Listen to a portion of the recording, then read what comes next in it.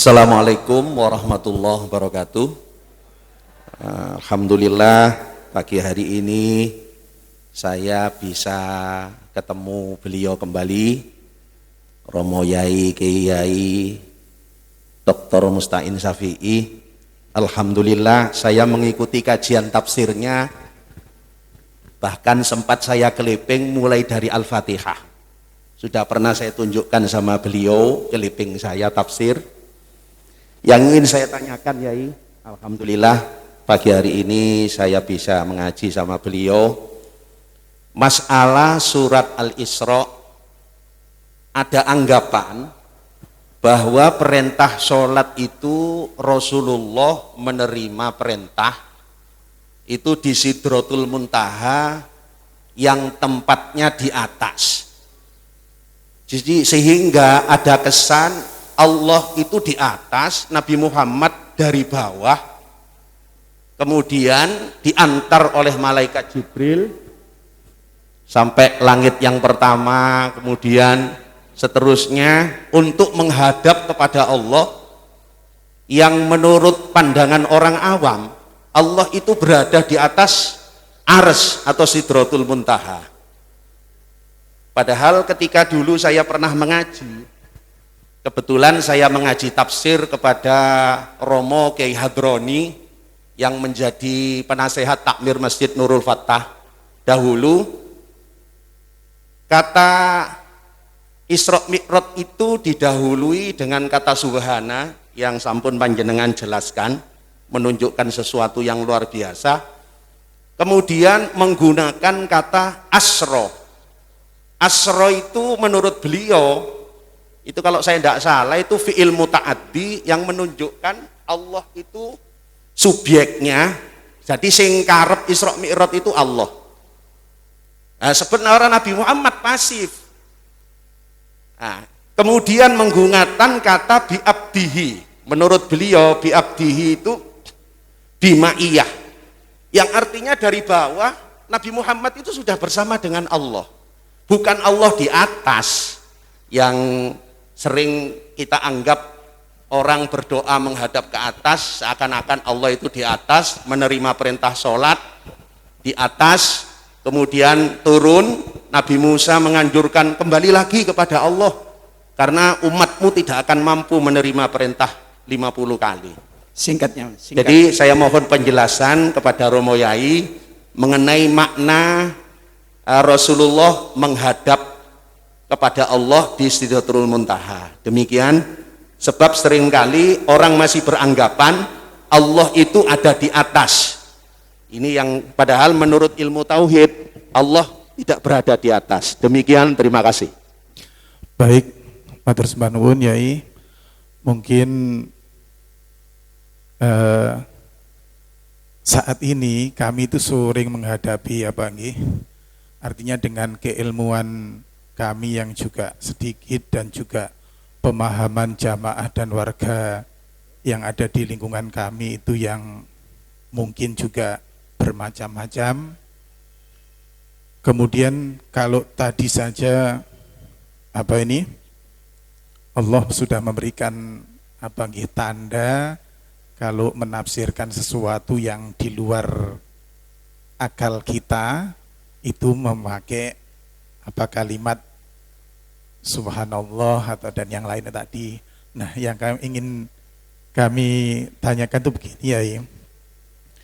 Kami menjawab masalah-masalah yang ada di kampung itu dengan pengalaman atau keilmuan kami yang sangat sedikit dan sering terjadi malah ruwet. Artinya pripun, artinya jawaban kami itu kami harus diam dulu atau memberikan tindakan yang bermanfaat ngoten nyuwun pencaharanan pun. Diulangi Pak, pertanyaannya Pak, pertanyaannya apa? Sebaiknya menjawab pertanyaan yang bermacam-macam di kampung kami itu dengan keilmuan kami yang sangat terbatas. Ini mungkin kami kaitkan dengan kegiatan yang pandemi yang ada ini Pak Nggih. adanya corona ini, kampung kami khususnya itu di Bangurejo Gang 1 ini, beberapa hari yang lalu mau ada diadakan swab massal, tapi ditolak sama warga. Padahal sudah didatangi seluruh petugas COVID yang ada di Kerembangan ini, tetapi masyarakat kami tetap menolak.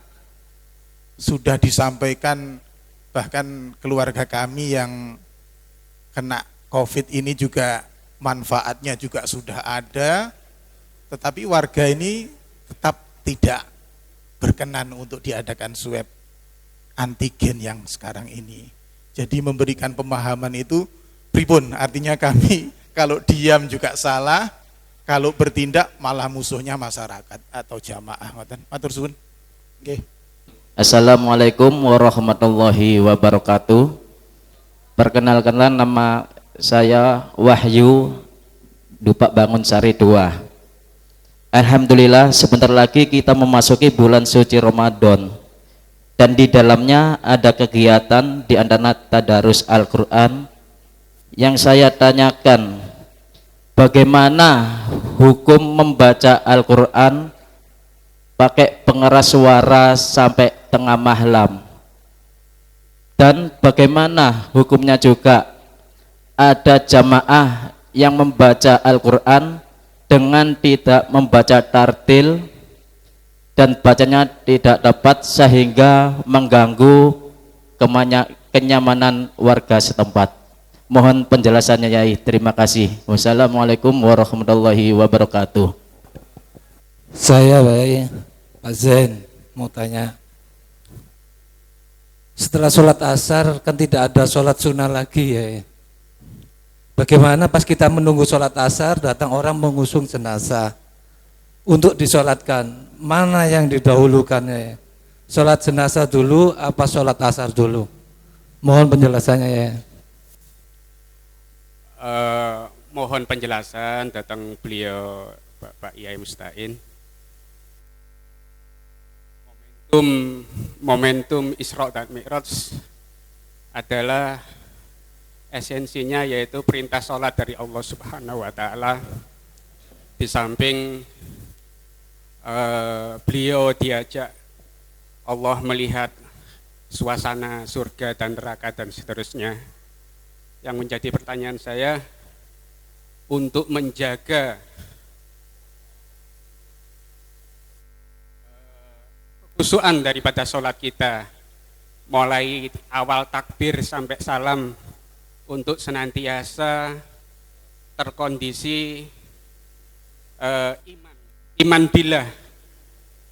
Artinya jangan sampai terkontaminasi daripada niat sholat itu sendiri. Matur nuwun. Assalamualaikum warahmatullahi wabarakatuh. Pak Yai, saya mau tanya cuma ringan-ringan saja, ringan-ringan saja, tapi pelaksanaan tiap hari. Dulu Pak Yai, saya pernah sholat di Masjid Kemayoran. Itu ada kaligrafi, intinya tatanan sholat berjamaah.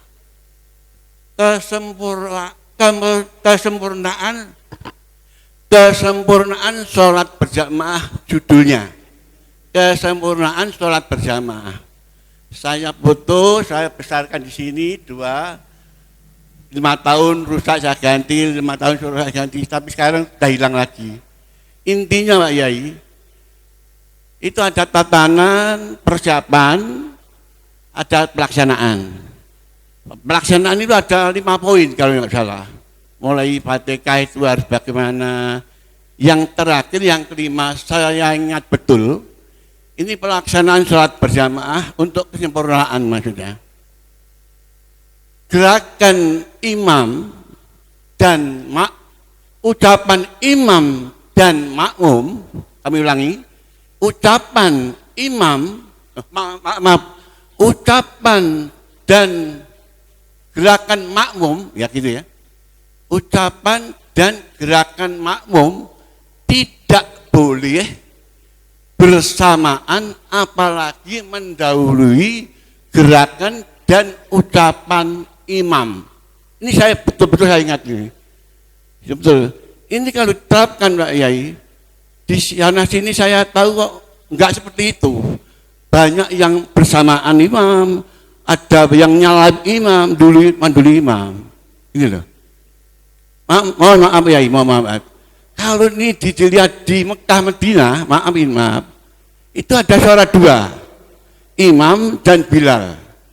Tapi kalau yang sholat ini berjamaah ini barengi imam, saya kurang tepat ini, kurang tepat. Saya kalau menurut ini ya aturan ini. Tapi yang saya pahami menurut Bilal. Jadi begitu imam Allahu Akbar kan gitu ya di Mekah Madinah itu. Sami Allah liman hamidah. Di sana enggak sami Allah kalau Bilalnya. Rabbana lakal hamd. Nanti lah. Jadi saya tiru. Jadi saya enggak bareng imam, menurut imam, baik Bilal maksud saya. Ini mohon penjelasan Yai. Sing bener sing gitu aja. Saya tidak menduga kalau dihujani pertanyaan yang hebat-hebat begini.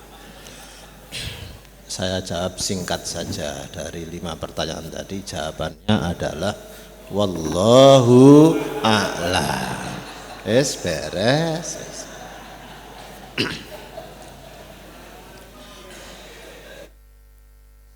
Saya juga mau bertanya, piye sih merasionalkan timur barat itu? Timur gundi, barat gundi, atas gundi, bawah gundi. Ayo jajal. Tempat ini iki atas tak bawah? Bawah dibanding iko. Atas dibanding iki. Saya duduk ini sebelah timur apa sebelah barat? Tergantung. Nek kene kursi berarti sebelah timure. Nek cagak sebelah barate. Sakjane barat ndi? Timur kundi. Wis sampean pikir dhewe wis.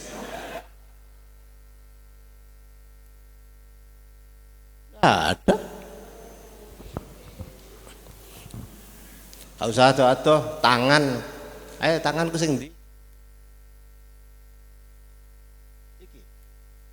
Iki apa iki? Ini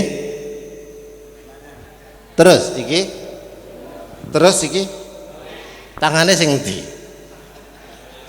Alah, jadi ada bahasa-bahasa itu memang untuk menyederhanakan pemahaman. Salah dhewe dikonstruk dengan pemikiran atas bawah. Mesti ae dibantah karo wong. Oh berarti Gusti Allah kudu dhuwur kono lho. Mesti ae ngono mesti. Karena semakin diilmiahkan koyoke gaya, tapi itu mbalik.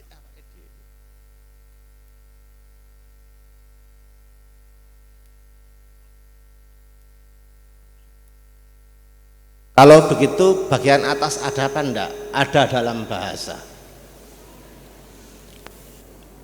Iki nek digawe teges-tegesan lho. Kok sampean soro lho. Wa huwa fil ufukil a'la, yang tertinggi. Ayo gak dhuwur iki. Oh gak percaya? Ayo gak percaya Al-Qur'an ayo. Itu bahasa metaforis untuk menyederhanakan pemahaman. Ar-Rahman al-'arsy istawa. Pernah ditanya oleh orang Badui, idan ya Muhammad fa aina Allah? Muhammad, terus Gusti Allah itu di mana? Jawab Kanjeng Nabi gini, Allahu fis sama. Cek sadar engko nek Allah didelaki nek ngene kandange unta barang ngendi kono. Terus dikei pemahaman bahwa Tuhan itu lebih dekat dibanding urat guru sendiri sudah.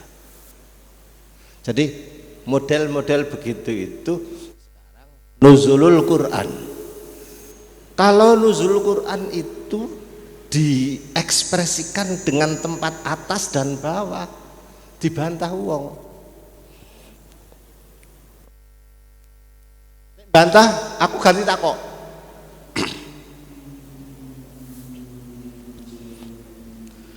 SK Presiden ke Gubernur sudah turun. Ayo ngomong, nek Jakarta luwih dhuwur tinimbangane Surabaya. Ayo. SK Presiden sudah turun. Jajal. Apa sing dipikir? Jakarta memang di dhuwur kono memang enggak? Enggak. Iki lho. Aku menjadi anggota takmir masjid, SKE sudah turun. Gitu dah? Ya. Memangnya sing pengurus di dhuwur ngono. Bahasa-bahasa begini ini mohon maaf. Kalau dirasionalkan dengan sebuah spis, dia berarti terjerembab dengan bahasanya sendiri. Iku durung aku bahas nuzulul Quran. Nuzul Quran, mudune Al-Quran, aduh. Nah terus markasnya Quran di bumi ki apa ndek? Sampean setuju atau tidak terserah. Jawabe keri-keri, tapi isi tak seriusi dhisik. Zaman dulu gereja ortodok berpendapat bahwa bumi itu sentral. Matahari justru mengelilingi bumi. Iya kan? Lahir Galileo Galilei, fisikawan, mengubah paradigma menjadi new paradigm, bahwa yang menjadi sentral itu matahari, bumilah ya. Tarung kekuasaan gereja dengan ilmuwan, akhirnya ilmuwannya dibunuh. Iya kan? Gereja yang menang ada kekuasaan, ilmuwannya dibunuh. Saya berpendapat panjenengan setuju karpe, gak setuju gak paten, bahwa pendapat gereja bahwa bumi itu sentralnya itu betul.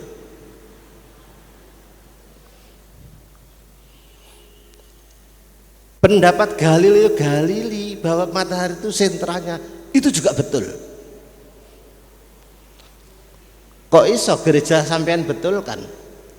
Gereja yang mengatakan bumi itu sentralnya karena tinjauan gereja itu tinjauan spiritual,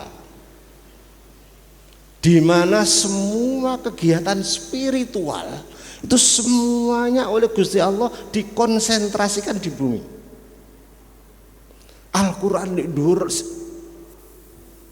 mahfud turun di bumi, semua di bumi, kegiatan semua di bumi, sampai Al-Quran sendiri mengatakan walakum fil ardi mustaqar, sampai mengatakan secara umum wasyamsu utai sengenge surah Yasin, ya kan, wasyamsu tajri limustaqarrillah, matahari beredar pada sumbunya. Ayo jajal. Tapi Galileo juga betul bahwa matahari itu sebagai sentral, bumi mengelilingi, itu tinjauan rasional. Yang meninjau dari rasional betul, sing meninjau dari spiritual betul. Selesai. Makanya ojo dihakimi. Ternyata sentral ibadah. Loh, gereja kan ibadah-ibadahan. Itu di bumi semua, coba. Kitab-kitab nabi-nabi semua, makhluk Gusti Allah yang paling terhormat tuh semua di bumi. Itu kira-kira nek dirukunno ngono. Tinjauan spiritual betul, tinjauan rasional juga betul. Andai saya waktu itu hidup, tak ceritakno ngene iki padha benere, gak sampai ilmuwan Galileo itu dipateni, gak sampai padha benere. Sayang saya belum lahir waktu itu. Lah kan luwih enak. Nah sekarang tadi ini mesti sampean gak setuju, mesti gak setuju gak apa-apa gitu loh. Karena tinjauan spiritual itu susah loh. Sekarang orang Amerika ke planet Mars loh. Sembayangnya masih madhep kiblat ning gone bumi apa gak?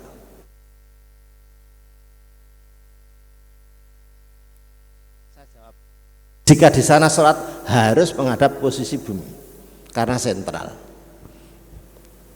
Fawalli wajhaka syatral masjidil haram. Sholat kan? Ya gak usah ndiluk ngene jungkur ngene, gak usah. Syatra saja, sentral lagi. Nah, untuk itu maka di dalam memahami begini nih boleh pemahaman yang universal, pemahaman yang positioning, yang proporsional itu betul. Karena itu saya memberanikan diri tadi. Ojo gampang-gampang nyalon sik, mungkin tinjauannya, sisinya itu loh. Sisinya itu, perspektifnya itu loh perlu. Enggak terjadi ini. Nah, pertanyaan apa mau jenenge? Pertanyaan yang kedua, Kiai. Di atas tadi sudahlah. Tentang ya tadi sudah ada Allah memperjalankan, ya betul, memang sudah betul semua tadi itu. Allah yang subjek memperjalankan, Nabi yang pasif, yang objek itu sudah betul. Karena tidak ada kemampuan apapun dari Nabi untuk terbang ke sana kalau tidak diperjalankan oleh Gusti Allah. Memang betul. Cuma saya tadi mempertajam istilah atas bawah tadi itu loh. Itu tentang etika jawaban tadi yang kedua. Maaf ya, urusan kebijakan saya betul iso maringi apa jalan keluar ya opo dijawab engko ngene jalan.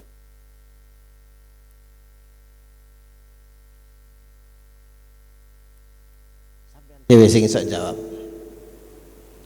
Kalau sekiranya orang itu mempunyai pengetahuan yang tepat, diberikan jawaban yang tepat, perkara diserengkel uwong, yaiku resikone pemimpin. Al-Quran itu kurang apa sih? Ya resikone Nabi Muhammad digendeng-gendengno, dia apa wis resikone. Tapi temenan, kebenarannya itu temenan, bijak. Dan ada dua, tidak semua barang benar itu bisa disampaikan.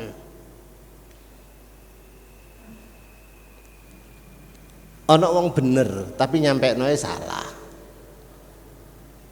Ono barang bener disampaikan dengan benar. Sepurae nggih. Bapak-bapak aku gak takok ibu. Nek kira-kira ibu-ibu iku sedang duka, gebrak. Iku kira-kira diladeni jawab apa gak? Hah? Wes umpamane ibu itu sedang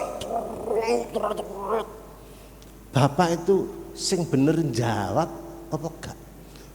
Al-Quran menasihati kemanten pertama Nabi Adam, ya Adam uskun anta menengok.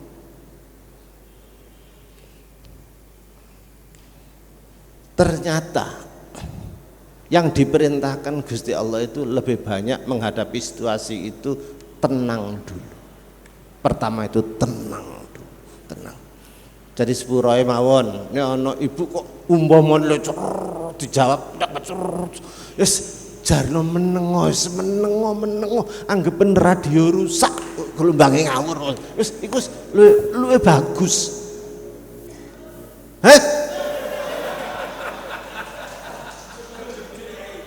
Loh, aku ki nerangno Al-Qur'an Bu, terserah. Berarti ya Adam, Nabi Adam wis itu kan ganti ya bapak kan. Uskun anta.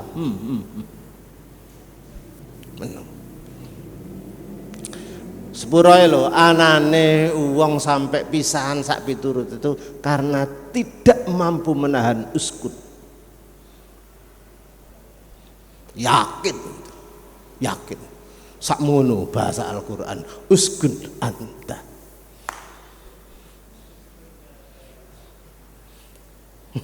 Iki mau teko rumah tangga bareng piye sih? Lha jadi ngono ya bahasa iku. Yes. Terus ngaji malam termasuk zikiran. Tadarus Kiai. Iya tadarus ya. Sepuroe sing kathah. Membaca Al-Qur'an itu amal pribadi. Sedang berdialog dengan Tuhan. Sahabat yang pertama membaca Al-Qur'an dengan keras di publik itu Ibnu Mas'ud.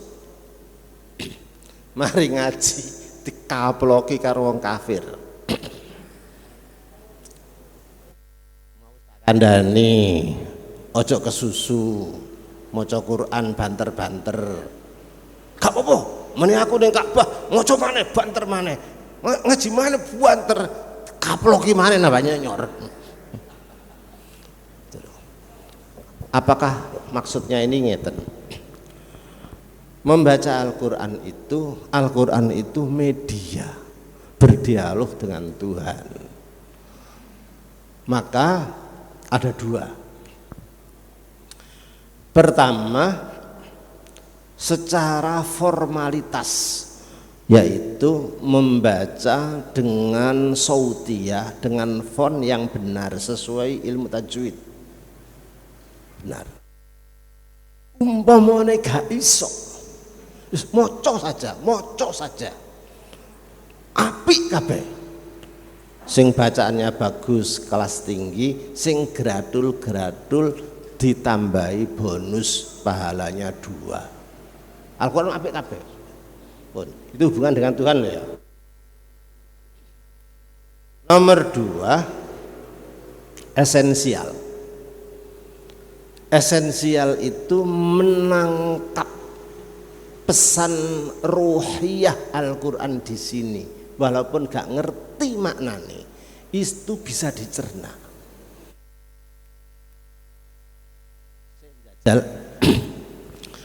Orang membaca Al-Qur'an, gerakannya, jiwanya beda nggak karo tiktokan? Ayo. Padahal gak ngerti itu Al-Qur'an. Nanti mungkin saya cerita banyak testimoni ya. Sudah. Berarti orang membaca Al-Qur'an itu substansialnya diunduh sendiri, semakin khusyuk, semakin tok, disebut yatslunahu haqqa tilawati. Sudah. Bagaimana kalau Al-Qur'an ini dipublish pakai speaker? Resikonya 2.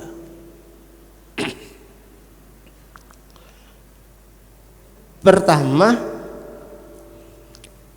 ndelok dhisik lingkungannya itu menerima enggak dengan suara tadi itu.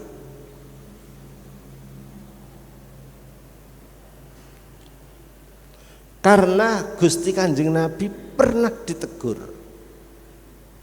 bengi-bengi sholat maca Al-Qur'an banter, langsung ditegur karo Gusti Allah. Wala tajhar bi sholatik, aja banter-banter man, gak kabeh nrimo tanggamu. Wala tajhar bi sholatik, tapi yang ngono rek, wala tukhafit biha, ojo maca Quran tuh gremeng digayemi terus. Wa bataghi baina dzalika sabila, cari jalan tercerdas in between, ada di antara banter dan iri, in between, baina dzalik. Jadi untuk mempublish bacaan Al-Qur'an itu dibutuhkan kearifan tersendiri. Dalile wabtaghi, cari baina dzalika sabila, in between itu. Karena itu satu menurut fuqaha kalau mayoritas lingkungan itu muslim, maka dibolehkan sesuai dengan tradisi. Sesuai dengan tradisi. Contohnya, umumnya bocah cilik itu mari isya tidur jam berapa? Wong mari kerja istirahat tidur jam berapa? Di sini 9 tidur. Ojo spikeran nek ndres Al-Qur'an mari jam 09.00. Ganjarane dipek-pek dhewe tapi mbrebeki itu yo gak ilok, gak oleh karo Gusti Allah. Hah? Wala tajhar bi sholatik. Ngajine gak enak. Suarane aku berbagi. Satu ya. Dua, membebani orang yang mendengarkan. Ya Allah, ngaji spikeran.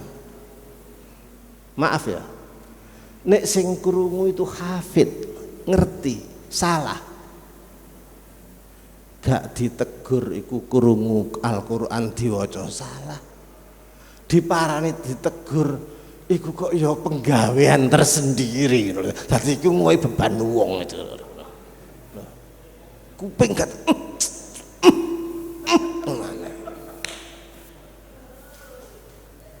Wes lho tadi. Itu amal pribadi itu. Amal pribadi. Terus kalau bukan orang hafid sing ngerti gak iso. Nek ana Quran diwaca rungok. Berarti ada perintah fastami'u lahu. Asale enak-enak tenang-tenang nyetel TV karo istirahat. Spikeran. Iki nek tak rungokno gak enak. Gak tak rungokno iku perintah ngrungokno. Dadi wong maca Quran spikeran iku membebani tangga ngrungokno. Ya nek tanggane pas enak, pas sibuk ya apa. Jadi maka Al-Qur'an beri panduan wabtaghi baina dzalika sabila, situasional. Wayahe ngene iki siap kabeh mendengarkan. Berarti diawali dengan pembacaan Al-Qur'an boleh karena siap kabeh. Namanya situasional, kondisional. Nah, itu untuk jahar tadi itu. Jadi jangan mentang-mentang karena Al-Qur'an terus segalanya, ndak, ada etika di situ. Ada etika. Tak baleni maneh wala tajhar bi sholatik wala tukhafit biha wabtaghi baina dzalika sabila. Ada kearifan tersendiri. Pertanyaan berikutnya Kiai terkait masalah sholat ba'dal asar. Seumpama ada jenazah ya. Umum saja, memang ada hadis la sholata ba'da sholatis subuh, setelah subuh asar tuh gak ada sholat maneh.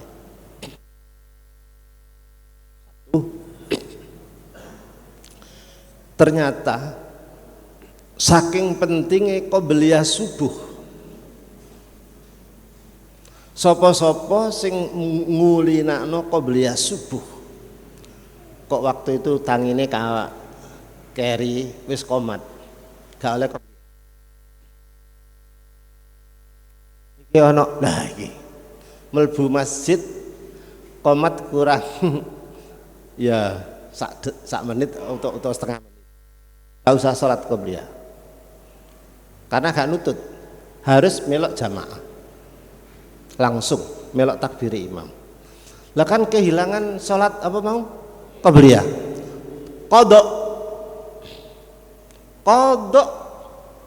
kodok salat sunnah. Cuma kapan kodoknya? Siji, qaul yang tertinggi yaitu setelah matahari terbit, berarti duha. Nomor 2, langsung mari sembahyang subuh, sembahyang qobliyah qadha kaya wong nyaur utang, semakin cepat dibayar semakin bagus. Wis sampean pilih ndi terserah. Tapi aja milih sing gak dikodok lho babah ngono. Sampai sakmono sarhul hadis sampai sakmono. Roh hadisnya lah salat ba'da salati subuh. Iya. Tapi itu tidak berlaku di Masjidil Haram. Tidak ada gitu. Itu masjid termasuk ba'dal asar. Hadratul Rasul katanya demikian. Mari asar sholat. Loh, mantun ngimami di Masjid Madinah, ngimami asar, terus pergi ke Qabilah, aku lali Qabilah apa itu ya? Karena di sana memberi ceramah di sana. Subhanallah. Bayangi awal waktu seret langsung doyo-doyo ke sana. Ternyata di Qabilah itu nunggu durung jamaah asar. Belum. Kanjeng Nabi rawuh, ya Rasulullah, kami menunggu panjenengan sejak tadi. Monggo, monggo. Ini belum sholat asar kok belum. Loh, aku mau sholat asar. Inggih, kula kepingin sholat asar bareng sing ngimami di belakang jenengan. Hadratul Rasul sholat lagi menjadi imam. Temen ono hadis itu. Wis mari ngimami di Masjid Nurul Fatah kene ngaji di langgar kono ini Mas Taufik iki. Nek kono durung jamaah ngimami. Karena ini membicarakan sunnah afdoliyah yang ada sebab oleh para ulama disebut illah, kecuali yang sholat dzati sabab yang mempunyai sebab. Contohnya jenazah, Sholat jenazah ya. contohnya sholat jenazah termasuk dzu sabab. Ono jenazah iki asar dhisik apa jenazah dhisik sakarep jenengan padha oleh. Karena itu dzatu sabab tadi itu. Dalile tadi lho, Nabi Muhammad mari asar lho sampai aneh gitu. Untuk berikutnya Kiai, menjaga kehusukan sholat. Oh iya, ada seorang syekh,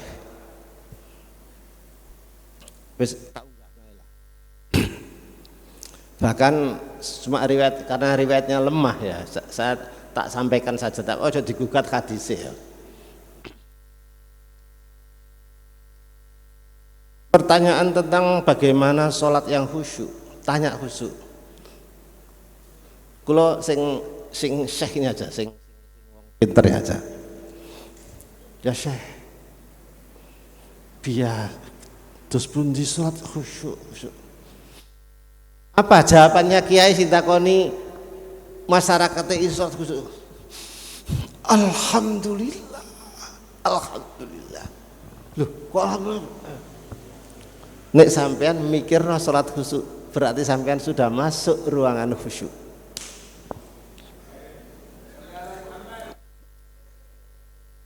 Sing gak mikir sholat khusyuk gak tahu. Jadi takok tok itu berarti dia sudah mencoba khusyuk, cuma gak iso khusyuk. Ya sampai entek gak ngarai iso khusyuk terus. Khusyuk itu diusahakan. Gak iso. Jadi, takok itu berarti wis masuk. Untuk berikutnya Kiai, terkait masalah tak. Kalau teknik, kalau mau tadi tanya bagaimana kan? Ya, jawabannya ini. Omahe Surabaya iki kabeh. Sing wae ado aja. Sampean pernah ndak orang melihat orang pasang anten televisi? Mau masang anten televisi ya? Siji ndek dhukur, mancerno arahe anten itu ke stasiun TV, iya kan? Sing sisi ndek nisor, mengontrol kanan. Pas. Mancerno anten ke stasiun. Nyontoh wong masang antene TV.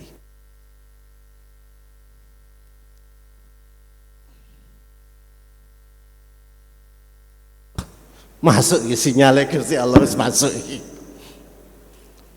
Anten iku nek menclek burek gambare.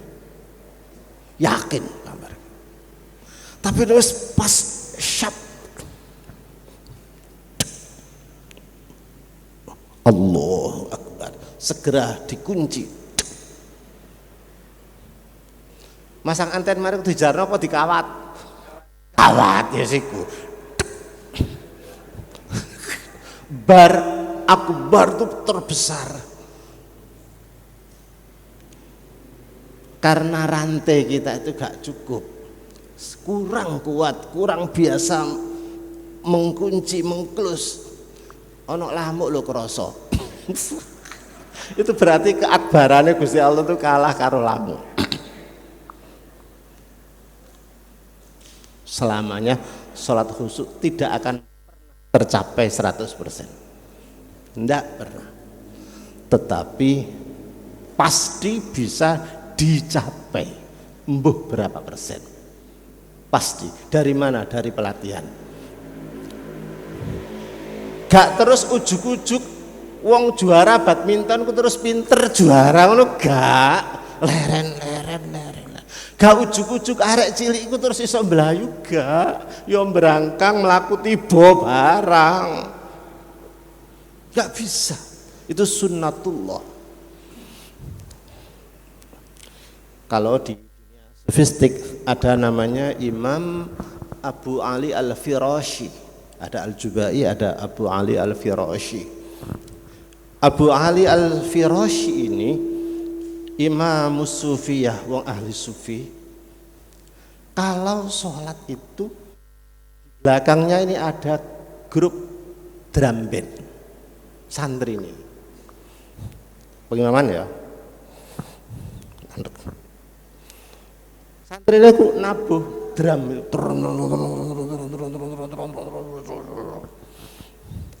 Kalau yai wis Allahu Akbar mandek leren baru sholat. Gak takbir nek gak sampai kuping iki gak krungu drambenan tadi itu. Berarti wis penuh Gusti Allah baru iso takbir sesuai akbarnya Allah. Piye dijajalan dek ini nambah disawati ono sholat kok rame itu asli nih ono rame-rame kayak takbir itu ujian sampai gak kurungu berarti Allah terus masuk teman kan dijajal apa mboten sampai sakmono. Jadi konsentris itu upaya kita sendiri. Makanya kiai-kiai biyen itu bener ojo takok dalil wis tak kate salat itu membuat steril dulu lingkungan.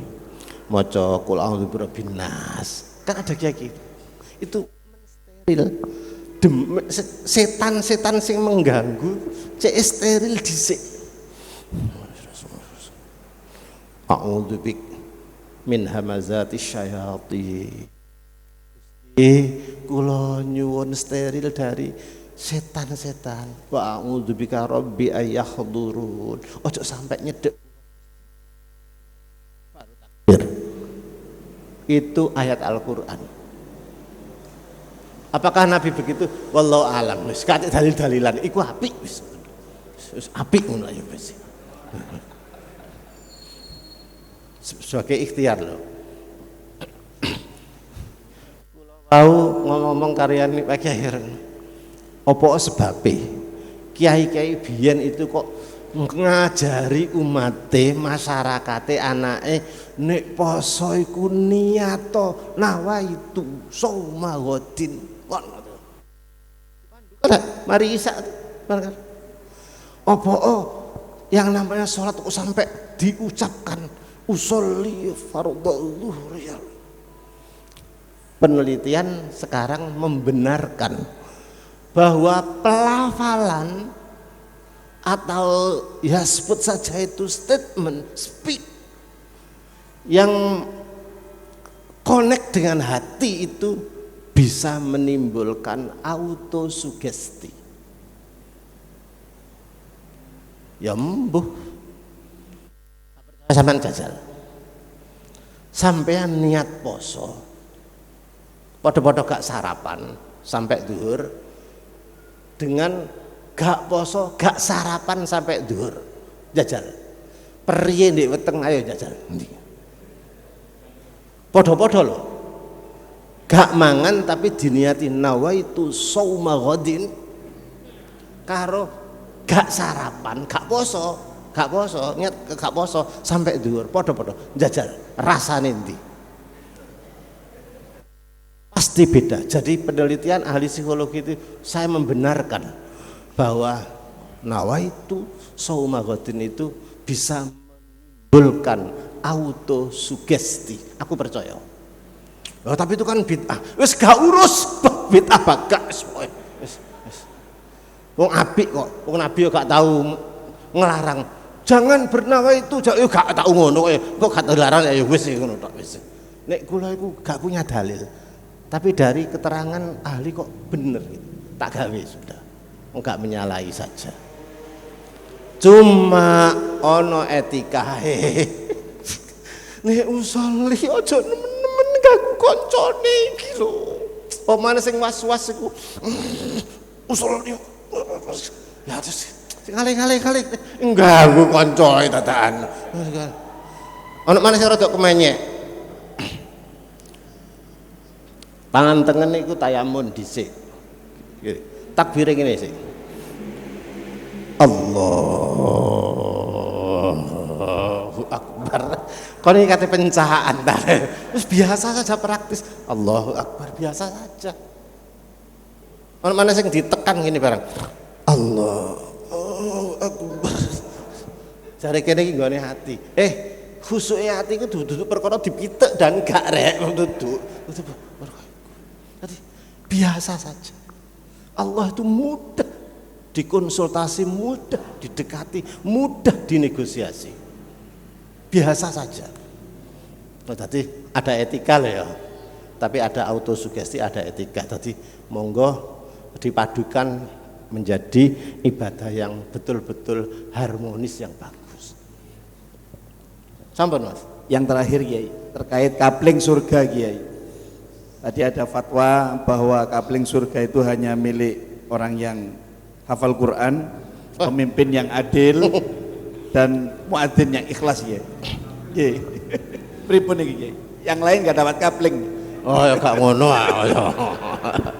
ya Kiai ini tadi benar, antara lain yang mengkapling surga itu ini ngono lho sebenar. Nah terus mlebu swarga sapa? Ya pakai Al-Qur'an saja. Amanu wa amilus solihati lahum jannatun. Ya wis berapa wis. Pokoke amanu wa amilus solihat. Ya sudah surga. Maaf.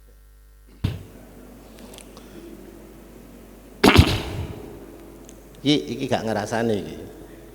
Tapi kayak gampang-gampangan. Asline masuk surga itu gampang. Sangat gampang. Mlebu surga itu gampang. Sing angel itu terhindar dari neraka. Gak percaya.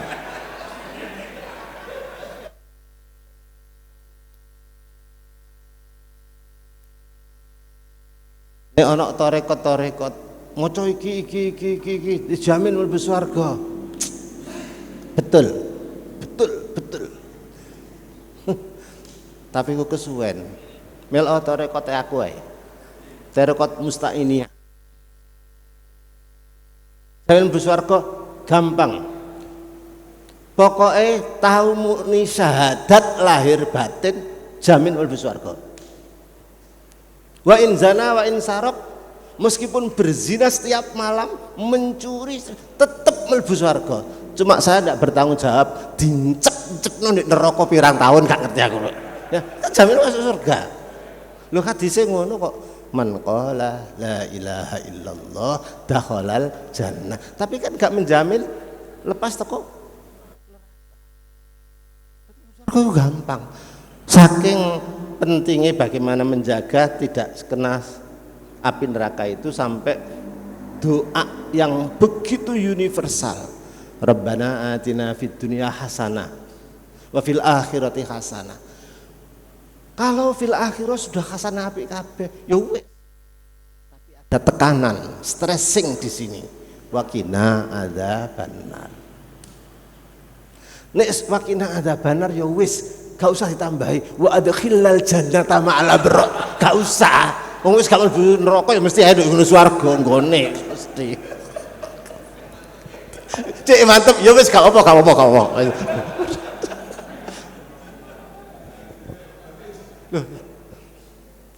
Fit dunia hasanah kan, fil akhirati hasanah kan, makin ada benar terus kemana? Balik yang Demak tak katene. Ini mesti ae swarga. Ya tambah ono gak apa wis gak apa. Lha kan guyon dah. Wis pura sing akeh lah. Baik Kiai, ibu-ibu saya beri kesempatan 1 atau 2 penanya saja. Nggih. Monggo ibu-ibu. Nggih, monggo. Singkat mawon. Nggih, sebutkan nama dan dari mana, Bu? Nggih. Monggo. Pertanyaannya, Bu, pertanyaannya. Pertanyaan saya, bagaimana cara mengingatkan jamaah yang sholat berjamaah nggak mau maju ke depan? Dia kalau jamaah itu tetap duduk di belakang. Sedangkan saya pernah mengingatkan, monggo ibu-ibu maju ke depan, saya kan gitu. Insya Allah nanti di depan itu pahalanya besar, gitu Pak. Katanya, ya udah sama aja yang ke depan biar pahalanya besar, katanya gitu. Terus yang kedua, bagaimana kalau sholat jamaah sudah dimulai, sedangkan kita datangnya belakangan atau ketinggalan gitu ya Pak ya. Sedangkan di depan itu masih kosong. Apakah kita nyerobot ke depan atau kita di belakangnya? Terima kasih. Assalamualaikum warahmatullahi wabarakatuh. Assalamualaikum warahmatullahi wabarakatuh. Inggih. Jenenge makmum itu ikut disi gak oleh, barengi gak sopan, disi gak oleh, barengi gak sopan. Jadi bareng karo imam itu warning, bukan gak sah, tetap sah. Baleni mana? Barengi gerakane imam itu monggo wong mlaku ngono gak sopan. Kok sawangane jajari presiden. Ayo jajal sampean mlaku terus di ngarepe presiden. Nah, jajari nek gak sederajat, gak level ojo lah. Nek burine sopan makmum. Jadi begitu pula yang mengikuti sampai ketinggalan ya gak iso. Kene wis sujud kene gek teko ya gak dihitung karena ketinggalannya. Pun dengan demikian maka kula iki pertanyaane iki makmum putri kita. Ngene, siji iki jamaahnya depan belakang atau kiwa tengen? Depan belakang. Ibu-ibu belakang. Ibu-ibu di belakang nggih. Ibu di belakang. Oh, di belakang ini nggih. Iya. Iya. Saya hanya menyampaikan kondisi real jamaah di Masjid Madinah zaman Hadratur Rasul. Itu yang depan jamaah laki-laki, yang belakang jamaah perempuan tanpa tabir. Tanpa tabir. Tabirnya iki ati. Peraturannya ngene tok. Sebaik-baik loh. Sebaik-baik soft perempuan itu di belakang. Ya kan? Sebaik-baik soft laki-laki di depan atau dibalik. Soft terburuk bagi laki-laki itu yang paling belakang. Soft yang terburuk bagi perempuan itu yang paling depan. Itu hadisnya. Jadi gini, zaman Hadratul Rasul kalau ada jamaah datang laki-laki itu langsung mengisi soft pertama. Kalau jamaah perempuan datang set langsung mepet tembok, mburi dhewe. Sing teko belakangan di depannya, di depannya, di depannya, di depannya. Sing lanang sing teko belakangan di belakang dua. Nah, kan akhirnya lu mepet. Nah, sing iki sing wedok sing ndek ngarep, sing lanang yang di belakang iki dianggap terburuk. Karena dilokno terburuk ning masjide disi-disian. Sing wedok ndisiki notok tembok, sing lanang ndisiki notok pengimaman. Itu yang ada. Buyar, mari buyar dep, lanang gak buyar dhisik. Ibu-ibu duluan buyar. Baru selesai terus yang laki-laki buyar. Itu kondisi yang terpotret di dalam Al-Hadis. Monggo. Tapi imane awak-awak niki gak kaya imane sahabat. Maka mageri dengan hati iku sering jebol. Nggih ta? Pantes lho ana dang-dangan didik-didik. Monggo mawon, monggo mawon. Monggo. Sik. Imame iku laki-laki, jamaahnya ibu-ibu. Nek imame salah, ngelengno, dielengno dengan subhanallah apa dengan tepuk tangan? Tepuk tangan. Ibu-ibu loh ya. Tapi imamnya kudu laki-laki, ibu sing makmum. Imamnya salah di kode dengan plek-plek ini. Apa kok gak subhanallah? Nek sing imami ku aku. Keliru, makmumnya cewek-cewek muni subhanallah. Aku lho iki. Durung mikir salahku apa, wis mikir suarane sapa rek. Lho dhisik. Mengganggu. Gak percaya. Tadi sampai khusyuk iku diatur sik karo kene tok. Tak beridentitas, unidentified. Hebat lho hadis iki. Iki nek sing imame kula lho, nek Kiai wis ketuwuk wis ngerti kabeh sing ngene. Menter Kiai, menter wis anyar gak anyar wis gak ngerti wis. Sampai sakmono sampean. Terus mantun salam Nabi balik. Karena ada sahabat ketinggalan jamaah teko ado iku langsung takbir. Allahu Akbar. Maju maneh sampai nutup di mana ini? Sof. Tapi takbir lapangi kono gitu ya. Allahu Akbar. Terus Nabi sakti ah. Ngarep guri kate spion ro kabeh pisan. Mari salam. Sapa mau? Sing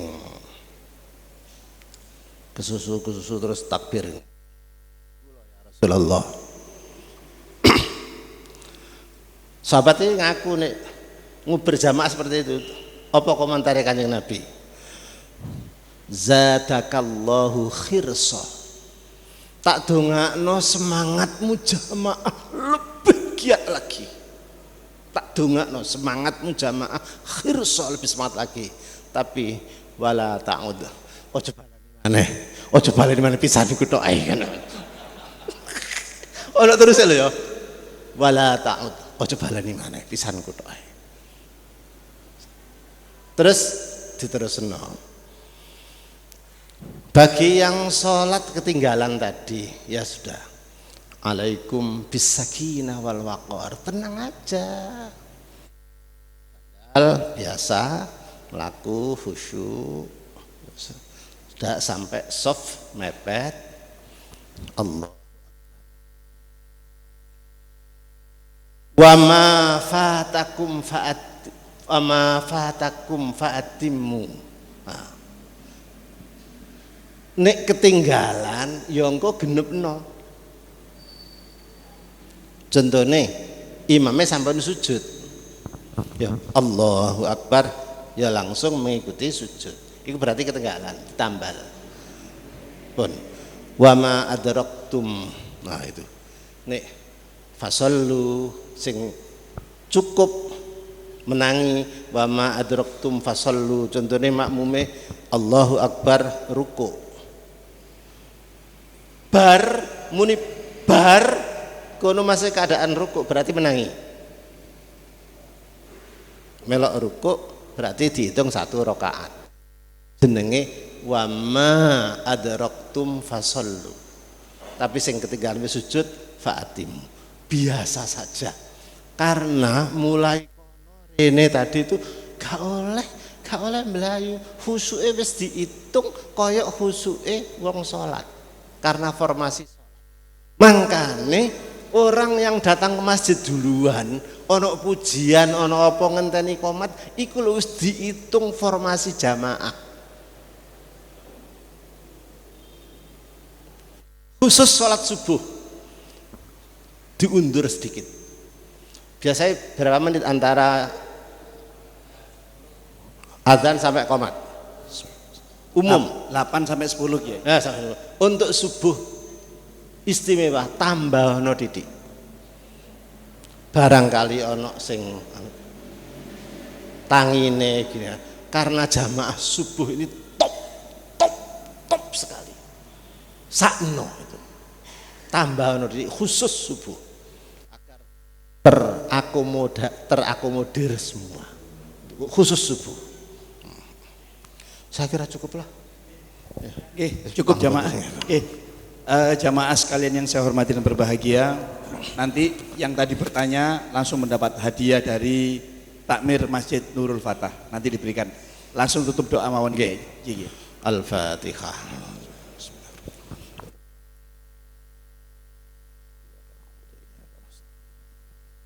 Suratul ladzina an'amta 'alaihim.